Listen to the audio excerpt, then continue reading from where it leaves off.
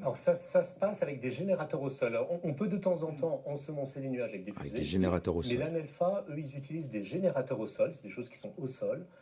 Ils font chauffer les choses et l'iodure d'argent monte vers les nuages. Chauffer des choses. Alors, Mathieu Simonet, on va vous faire découvrir un arrêté pris lundi en Vendée par le maire d'une commune, complètement dada et merveilleux. Anna. Oui, c'est assez original. Ludovic Ogbon, c'est le maire de la commune de Fontenay-le-Comte, en Vendée, et donc il a pris un arrêté de beau temps pour interdire la circulation des nuages le week-end prochain. Pourquoi ? Parce que du 18 au 20 mai, on souffle les bougies des 70 ans de la ville de Fontenay-le-Comte. 50 000 personnes sont attendues. Un arrêté, ça veut dire qu'ils vont gazer tous les nuages qui viennent, comme ça ils vont les enlever. C'est un arrêté municipal en bonne et due forme, avec une bonne dose d'humour. Un arrêté municipal, ah là Cumulonimbus, là. Cumulus, Stratus et Nimbostratus sont interdits de circuler au-dessus du territoire.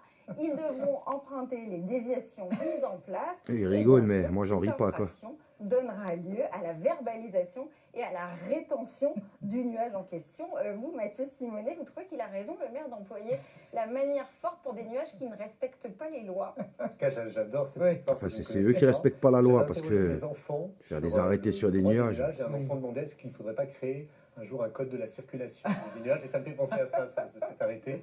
Ce qui est certain, c'est que je pense que le droit, ça peut être un outil technique très important, mais ça peut être aussi un outil de communication, voire un outil poétique. Et faire un arrêté sur le beau temps, c'est, je trouve, un moyen très, très malin de faire ce que j'appelle de la poético-politique. De rien dire, de gazer tout le ciel et comme ça on peut enlever les nuages, quoi. Le maire de Florange, qui pour la Journée internationale des nuages a créé un arrêté sur l'ensemencement des nuages. Journée internationale des nuages, vous êtes à l'origine de ça, du 9 mars. Alors, vous évoquez beaucoup aussi la possibilité de donner un statut juridique aux nuages, d'en faire une sorte de faire de ces entités naturelles, des entités avec un statut. Ça a été fait en Nouvelle-Zélande pour un fleuve.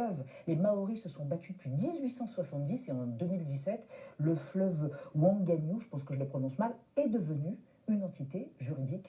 150 ans après, pauvre fleuve. Moi, je trouverais ça intéressant, effectivement. 150 ans, et il a dû être bien crado maintenant. En 1912, un professeur de droit qui s'est demandé s'il ne fallait pas donner la personnalité juridique aux arbres.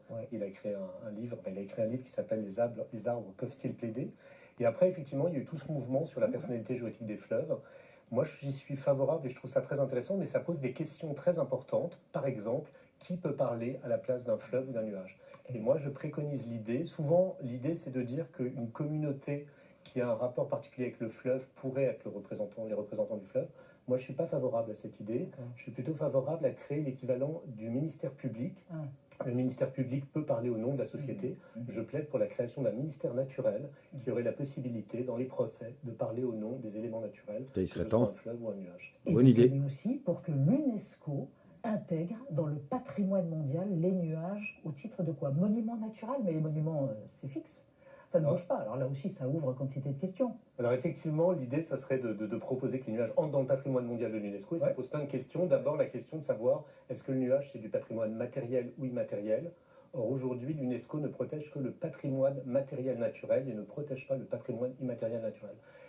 Et donc après, si on va dans le patrimoine matériel naturel, comme vous le dites, il faut montrer que c'est un nuage. Donc j'ai interrogé les étudiants des écoles de paysagistes pour savoir ce qu'ils en pensaient. Et ils étaient plutôt favorables à dire que oui, c'est un monument. Et c'est vrai qu'on dit de manière symbolique de temps en temps, un tel, c'est un monument de la littérature, de la musique, donc pourquoi pas? Pourquoi pas ça d'un Cyrus, des Cyrus et de toutes les...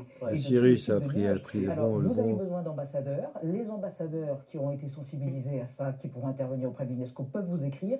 Évidemment, l'adresse de Mathieu Simonet, c'est mathieuSimonet@inuage.com, icloud.com. Voilà, hein. La boucle est bouclée. Peut-être que grâce à vous, un ambassadeur ou une ambassadrice aidera à faire advenir donc, cet état de monument naturel dans le patrimoine de l'UNESCO, dans notre patrimoine mondial, Mathieu Simonet. Merci. La fin des nuages chez Julliard. Merci d'être venu évoquer